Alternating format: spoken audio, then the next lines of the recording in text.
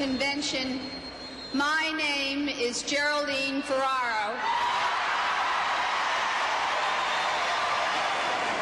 I stand before you to proclaim tonight, America is the land where dreams can come true for all of us.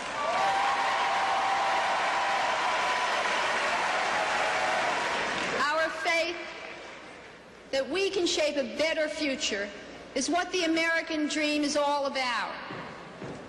The promise of our country is that the rules are fair.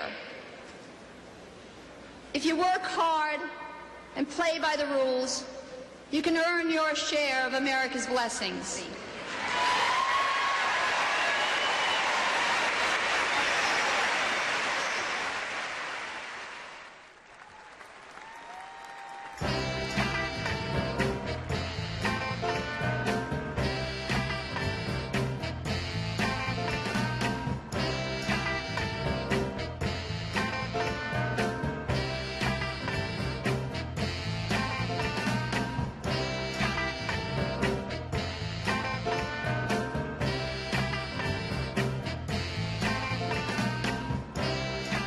Ladies and gentlemen, please welcome Senator John Kerry of Massachusetts.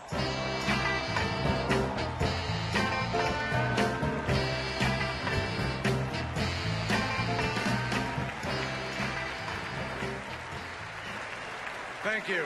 Thank you. In this campaign, we have a fundamental choice. Will we protect our country and our allies, advance our interests and our deals, do battle where we must, and make peace where we can? Or will we entrust our place in the world to someone who just hasn't learned the lessons of the last decade? We've all learned. Mitt Romney doesn't know much about foreign policy, but he has all these neocon advisors who know all the wrong things about foreign policy. He would rely on them. After all, he's the great outsourcer. But I say to you, this is not the time to outsource the job of commander-in-chief. Our opponents like to talk about American exceptionalism, but all they do is talk. They forget that we are exceptional not because we say we are, but because we do exceptional things. We break out of the Great Depression, win 2 world wars, save lives fighting AIDS, pull people out of poverty, defend freedom, go to the moon, and produce exceptional people who even give their lives for civil rights and for human rights. Despite what you heard in Tampa, an exceptional country does care about the rise of the oceans and the future of the planet. That is a responsibility. That is a responsibility from the scriptures. And that, too, is a responsibility of the leader of the free world. The only thing exceptional about today's Republicans is that, almost without exception, they oppose everything that has made America exceptional in the first place. An exceptional nation demands exceptional leadership. It demands the leadership of an exceptional president. And my fellow Americans, that president is Barack Obama. Now just measure the disaster and disarray that he inherited. A war of choice in Iraq had become a war without end, and a war of necessity in Afghanistan had become a war of neglect. Our alliances were shredded. Our moral authority was in tatters. America was isolated in the world. Our military was stretched to the breaking point. Iran marching towards a nuclear weapon unchecked, and Osama bin Laden was still plotting. It took President Obama to make America lead like America again. It took President Obama to restore our moral authority. It took President Obama to ban torture. The president understands that our values don't limit our power, they magnify it. He showed that global leadership is a strategic imperative for America, not a favor that we do to other countries. And President Obama kept his promises. He promised to end the war in Iraq, and he has, and our heroes have come home. He promised to end the war in Afghanistan responsibly, and he is, and our heroes are coming home. He promised to focus like a laser on al-Qaeda, and he has. And our forces have eliminated more of its leadership in the last 3 years than in all the 8 years that came before. And after more than 10 years without justice for thousands of Americans murdered on 9/11, after Mitt Romney said it would be naive to go into Pakistan to pursue the terrorists, it took President Obama, against the advice of many, to give that order and finally rid this earth of Osama bin Laden.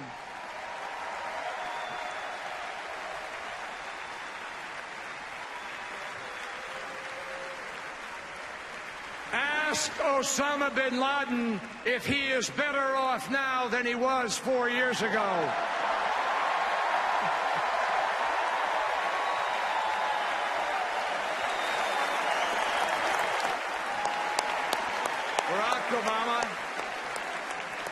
Barack Obama promised always to stand with Israel, to tighten sanctions on Iran, and take nothing off the table. Again and again, the other side has lied about where this president stands and what this president has done. But Prime Minister Netanyahu set the record straight. He said, our two countries have exactly the same policy. Our security cooperation is unprecedented. And when it comes to Israel, my friends, I'll take the word of Israel's Prime Minister over Mitt Romney any day.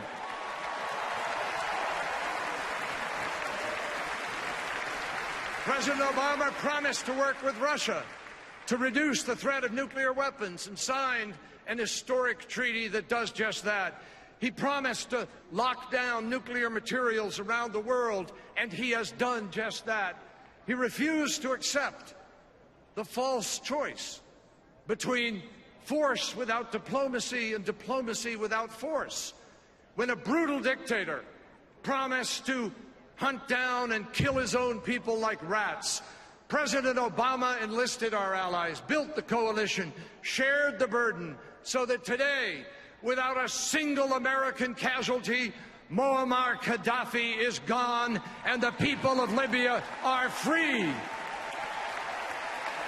So, on one side of this campaign, we have a president who has made America lead like America again. And what is there on the other side? An extreme and expedient candidate who lacks the judgment and the vision so vital for the Oval Office, the most inexperienced foreign policy twosome to run for president and vice president in decades. You know, it isn't fair. It isn't fair to say that Mitt Romney doesn't have a position on Afghanistan. He has every position. He was against setting a date for withdrawal. Then he said it was right. And then he left the impression that maybe it was wrong to leave this soon. He said it was tragic to leave Iraq. And then he said it was fine. He said we should have intervened in Libya sooner. Then he ran down a hallway to run away from the reporters who were asking questions. Then he said the intervention was too aggressive. And then he said the world was a better place because the intervention succeeded. Talk about being for it before you were against it.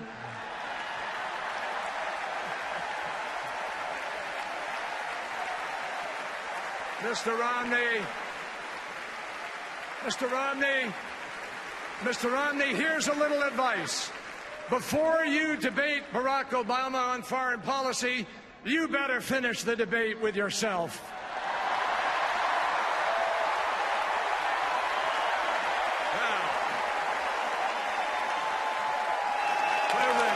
President Mitt Romney. President Mitt Romney. Three very hypothetical words that mystified and alienated our allies this summer. For Mitt Romney, an overseas trip is what you call it when you trip all over yourself overseas. You know, it wasn't a goodwill mission, it was a blooper reel. But a Romney-Ryan foreign policy would be anything but funny. Every president of both parties for 60 years has worked for nuclear arms control, but not Mitt Romney. Republican secretaries of state, from Kissinger to Baker, Powell to Rice, President Bush, 71 United States senators all supported President Obama's New START treaty, but not Mitt Romney. He's even blurted out the preposterous notion that Russia is our #1 geopolitical foe. Folks, Sarah Palin said she could see Russia from Alaska. Mitt Romney talks like he's only seen Russia by watching Rocky IV. I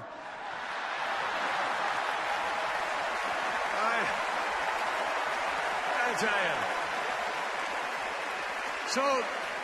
So here's the choice. Here's the choice in 2012. Mitt Romney, out of touch at home, out of his depth abroad, and out of the mainstream, or Barack Obama, a president who is giving new life and truth to America's indispensable role in the world, a commander-in-chief who gives our troops the tools and training they need in war, the honor and help they have earned when they come home, a man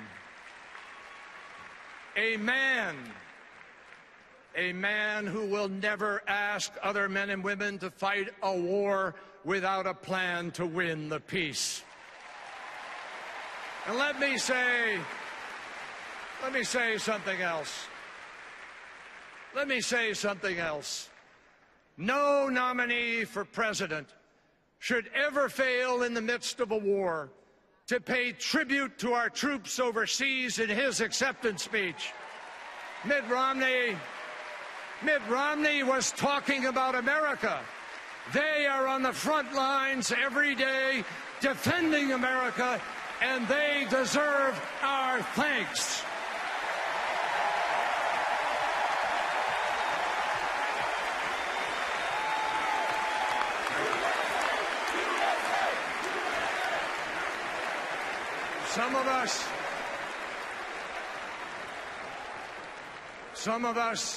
Some of us from a prior war remember coming home was not always easy. President Obama has made it his mission that we welcome our troops home with care and concern and the respect they deserve. That is how an exceptional nation says thank you to its most exceptional men and women. Mitt Romney says he believes in America and that he will restore American exceptionalism. I have news for him.